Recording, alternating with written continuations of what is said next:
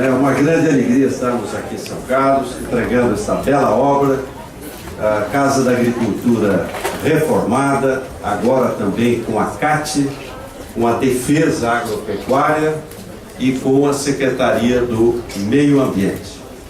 E a doutora Mônica, dá o paciente aqui, a doutora Mônica informatizou, né, o poupa-tempo do produtor rural.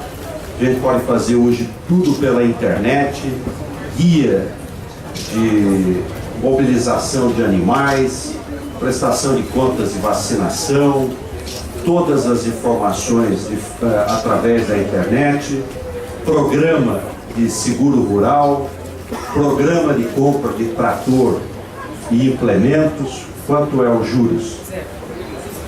O juro é zero e a correção? Zero. Zero também. Então é juros negativo, não é isso, Paulo Otomani? Você que é um grande empresário, é negativo, porque a inflação está 6, então é menos 6, né? Então é excepcional. A carência de quanto tempo? Até 3 anos de carência, 6 para pagar juros negativos. Realmente para ajudar o pequeno e o médio agricultor a poder estar equipado aí para melhorar a sua renda e melhorar a produtividade. São Paulo tem muita indústria.